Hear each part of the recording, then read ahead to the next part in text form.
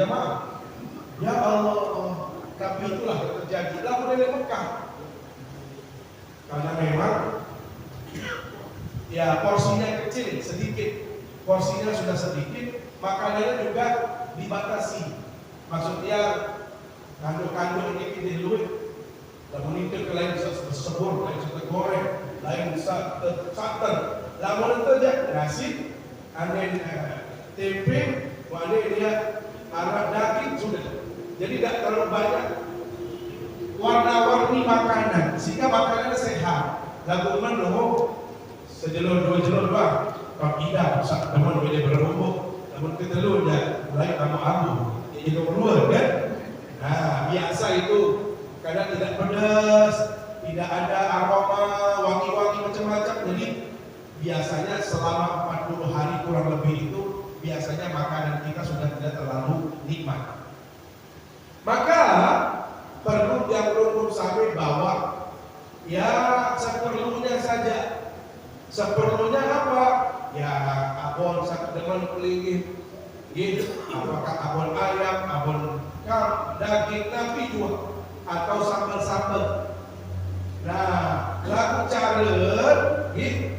Karena kita ini kadang-kadang makannya di luar, gitu, atau barang-barang, ya pihak barang dengan sebejual dikit yang pais, bungkus, gitu, untuk sekali makan. Sekali makan, mereka mungkin ada yang tetangga ya baru bulu kan belum, gitu, ya barang dengan pelit bukan masalah pelit, gitu. Soal lamun kita luwe kancet, sepeles mengkulo sepeles bin, dendek tengah remon, mulai diikhlas, silakan, batuk masih minum dengan silakan, usama dan baik itu ayam yang musuh, tahu bukan? Mui sebenarnya mau jadi dia, nah bodoh memahami kan, dari lamu bede berniat untuk berbagi, biar sekompleks khusus untuk jamaah Teluriki, selebihnya niki dan sekali kita makan bawa satu kan begitu, atau kedua kesini semalam boleh beda. Tetapi pengalaman dia kemarin, masya Allah, karena dia berada di sektor itu, masya Allah, kandung saksi sesilui. Memang mungkin jamaah banyak bawa, atau memang sudah banyak yang belajar dan banyak sekali dibuang-buang. Maka pada saat itu kita banyak mendapatkan limpahan berkah, ya. Karena begitu jamaah sudah pulang, kita sisir. Karena kita bersihkan hotel, ternyata banyak makanan-makanan macam-macam lah isinya sama jamaah, ya. Dan itu berkah buat yang teman-teman yang bertugas. Nah, kita masuk sekarang ke materi. Karena kita sudah berada di Mekah. Kalau haji itu semuanya sudah berada di kota Mekah, Ibu. Kita sudah berada di kota Mekah. Kita mulai dari tanggal 8. Ingat, besok ketua kloternya dan semua petugas akan memberikan informasi. Tanggal 8 itu yang pelungkung sami sudah disampaikan. Kita akan bersiap berangkat ke Arafah. Ya, maka niatnya dan tema tiap ini adalah tentang miqatnya, tentang niat haji, berarti sudah lepas umrohnya, lepas Masjid Nabawinya. Saat ini kita berada di kota Mekah.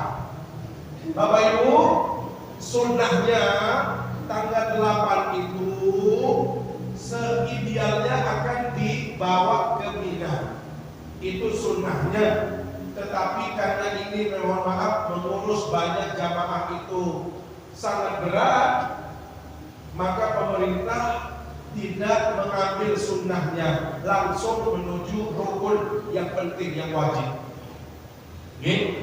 Karena beda istilah wajib sama rukun kalau dalam haji. Kalau rukun sholat berarti sesuatu yang tidak boleh ditinggalkan. Atau wajib sholat berarti sama dengan rukun, sama artinya. Tapi kalau haji, rukun sama wajib itu berbeda. Wajib itu, kalau rukun meninggalkannya maka hajinya batal. Sama sekali tidak bisa. Apa contohnya? Wukuf di Arafah. Wukuf di Arafah itu rukun, termasuk niat. Niat juga rukun. Kalau tidak berniat maka tidak ada hajinya. Masuk wukuf di Arafah. Kalau kita tidak wukuf maka tidak sah hajinya. Dia harus pulang tahun berikutnya atau tahun-tahun berikutnya. Sehingga kalau ada yang sakit seperti yang kemarin-kemarin itu, oleh pemerintah Indonesia mengadakan yang namanya safari wukuf. Safari wukuf itu adalah apa? Jamaah yang benar-benar berat. Disinilah kita salah kemarin. Makanya pemerintah Saudi merasa kecolongan.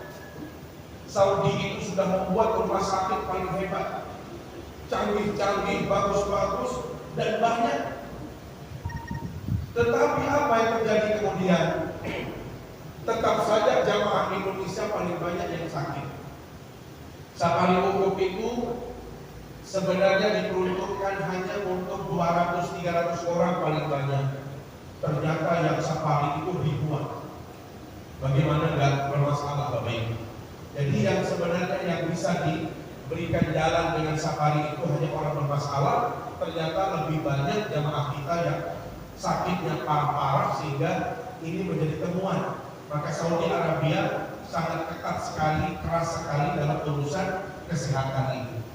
Nah, tanggal 8 itu yang disebut dengan hari Tarbiyah. Kalau jamaah haji plus atau sebagian kita itu ada yang bergerak ke Mina, kita itu akan bergerak menuju Arafah, mau proses pelaksanaan puncak haji. Maka ihramnya kita, niat hajinya itu dimulai dari tempat kita diam atau tempat kita tinggal di kota Mekah. Ya, itu yang disebut dengan miqat haji. Ya, tempat miqatnya kita orang yang sudah berada di kota Mekah adalah tempat kita berada. Jadi di mana itu? Di hotel kita. Jadi Bapak Ibu nanti sudah disampaikan kalau persiapkan diri dengan pakaian ihramnya. Pakaian ihramnya. Nah, kalau sudah mandi, karena itu adalah bagian dari sunat ihram, mandi, membersihkan kuku, membersihkan rambut sebelumnya. Ya, ingat itu sunnah-sunnah sebelum ihram. Bersihkan diri, nyapu, pokoknya benar-benar kita membersihkan diri. Kuku-kuku dibersihkan, rambut mungkin perlu dirapikan. Setelah itu kita pakai pakaian ihram. Ya, kalau ibu-ibu tidak ada batasan ihramnya. Artinya kalau mau warna apapun boleh. Tetapi diutamakan menggunakan pakaian putih. Ya, tapi kalau misalnya mau menggunakan pakaian yang lain warnanya boleh, karena tidak ada urusannya dengan muharramat atau sesuatu yang dilarang. Yang penting menutup aurat, menggunakan pakaian apapun, bentuknya bagaimanapun, yang penting menutup. Hanya yang tidak boleh adalah menutup wajah dengan telapak tangan. Hanya itu. Kalau laki-laki itu ketentuannya khusus. Ya, ingat kalau ibu-ibu boleh. Jadi begitu mandi selesai, kemudian mau lihat dari hotel. Laki-laki juga demikian, setelah mandi, kemudian bersihkan diri, belum niat, pakai pakaian ihram. Pakaian ihram, ingat, laki-laki itu jauh lebih berat kondisi saat ihram ketimbang perempuan. Karena kalau laki-laki normal ada yang disebut dengan al-muharramat. Ada hal-hal yang tidak diperbolehkan di saat ihram. Apa contohnya? Laki-laki pastikan tidak ada pakaian yang berjahit. Ya. Tidak ada pakaian yang berjahit. Maka celana dalam, baju dalam, semua itu sudah ditanggalkan. Disinilah pentingnya Bapak Ibu harus benar-benar menggunakan pakaian ihram itu dengan cara yang bagus. Setelah menggunakan pakaian ihram, ini masih memastikan belum kita masuk kepada niat. Sudah wudu, kemudian berangkat atau misalnya pergi ke musola hotel boleh untuk sholat sunat ihram, atau mohon maaf di kamarnya karena bersih, atau di dekat ruangannya karena ada sejadah di situ bersih, sholat di situ saja juga boleh, karena tidak mensyaratkan jamaah, karena tidak dilakukan secara berjamaah. Ya, berarti sholat sunat dua ihram dulu, 2 rakaat sholat sunat ihram. Selesai sholat sunat ihram, barulah Bapak Ibu niat untuk haji. Apa niatnya? Nawaitul hajja wa aqramtu bihi lillahi ta'ala. Coba bareng-bareng. Nawaitul hajja. Coba ikutin. Nawaitul hajja. Nawaitul hajja. Nawaitul hajja. Nawaitul hajja. Wa aqramtu bihi lillahi ta'ala. Ya, ini lihat pakaian ihramnya seperti ini. Ya, jadi ada yang bawa anak seperti ini. Ada yang bawa anak-anak nggak boleh berangkat haji. Di bawah 12 tahun tidak ada yang berangkat haji. Itu ketentuannya sekarang. Jadi anak yang belum akil balik tidak boleh haji. Kalau dulu masih boleh, sekarang tidak boleh. Kenapa? Supaya memastikan kenyamanan. Jangan sampai kita direpotkan urus anak dan lain sebagainya, sementara kondisinya sangat berat, dan itu biasanya akan terjadi hal-hal yang tidak diinginkan. Bapak Ibu, nah ini larangan ihram bagi pria. Memakai pakaian biasa, memakai sepatu yang menutup mata kaki. Jadi jangan pernah pakai sepatu sendal, nggak boleh, ya. Sandal jepit itulah yang harus dipakai. Menutup kepala yang melekat dengan kepala seperti topi peci, ya. Jadi jangan sampai menutup kepala, membawa peci, atau mohon maaf, ini misalnya sorban atau ini pakaian ihram, ya. Kalau pakaian ihram langsung dipakai misalnya jadi penutup kepalanya seperti ini, itu juga tidak boleh. Jadi tidak diperkenankan sama sekali. Kalau nanti melakukan pelanggaran ada sanksinya. Nah, ini untuk laki-laki. Jadi kalau perempuan, lihat larangan ihram bagi wanita berkaos tangan menutup cadar atau pakai cadar, itu tidak boleh. Ya, jadi jangan menutup telapak tangannya atau berkaos tangan dan menutup muka atau cadar. Itu. Lanjut di bawahnya. Larangan selama ihram bagi pria dan wanita. Ingat, karena Bapak Ibu justru disinilah pentingnya.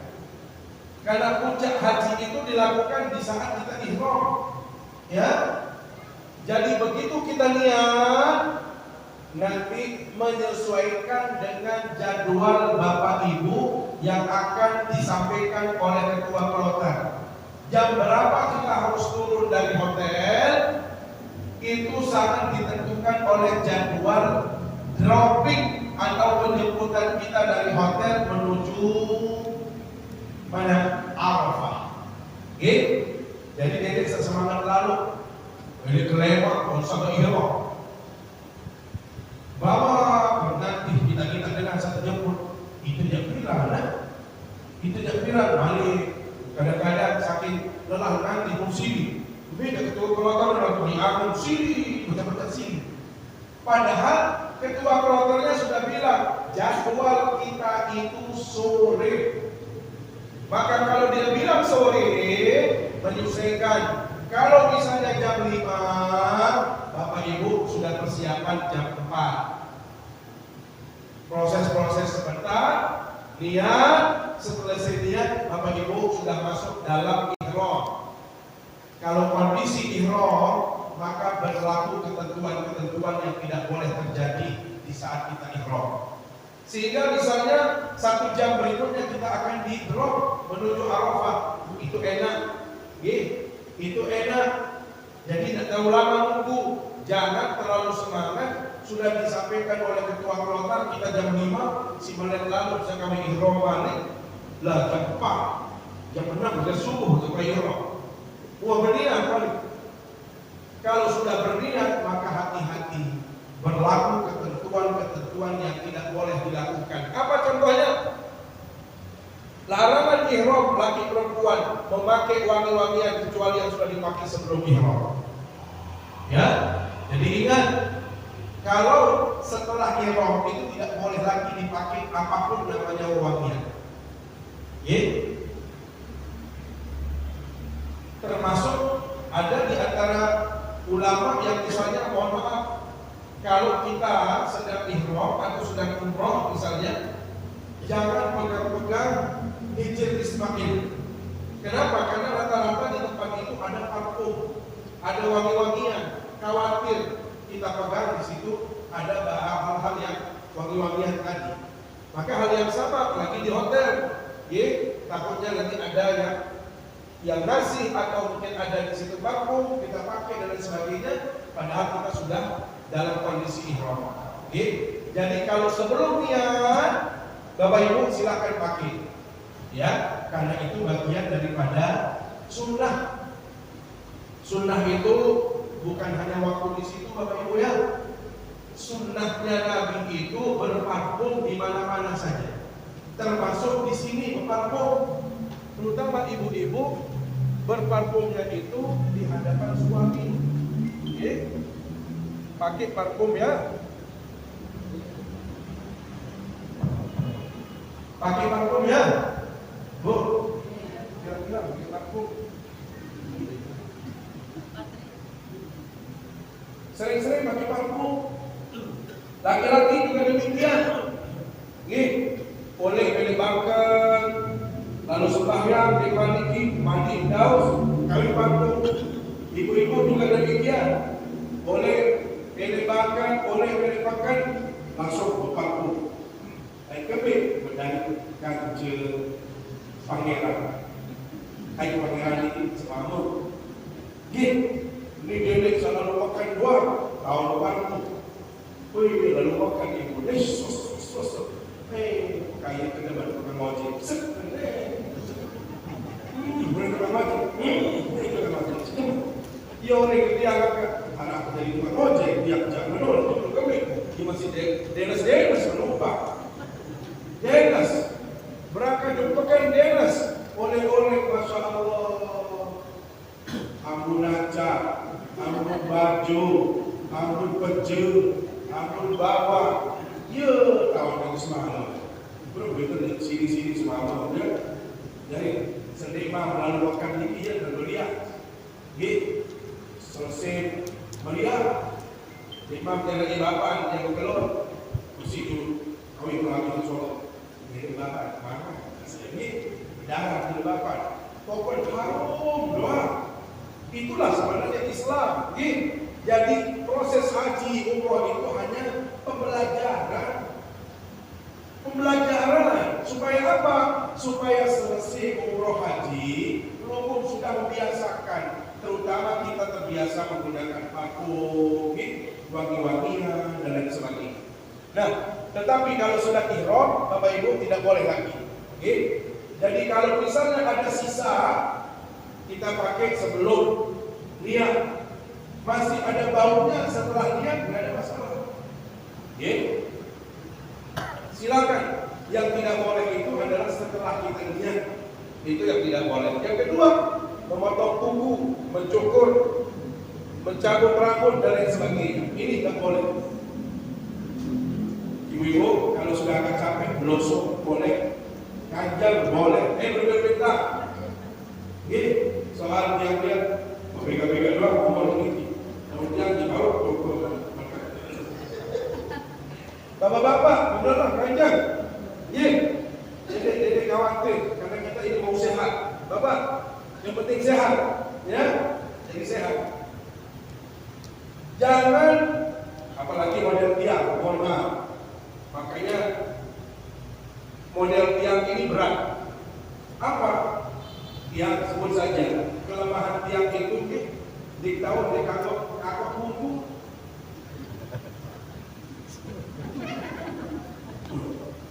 Kadang-kadang untung tiang bisa jaga kuku. Sengaja latih ini ada boleh dobi kukunya. Karena memang apalagi dengan buaya bak, buaya tinju atau apa juga kapok main.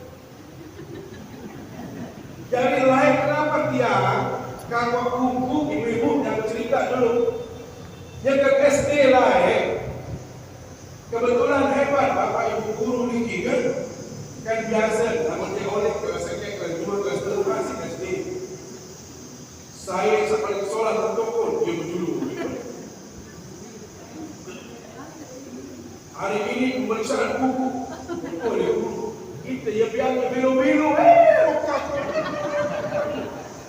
habis kakak langsung hebat bahasa itu guru. Oleh pertama negara-negara dokter biasa mati.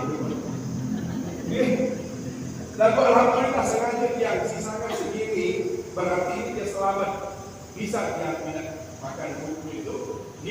Dan ini juga untuk garuk-garuk.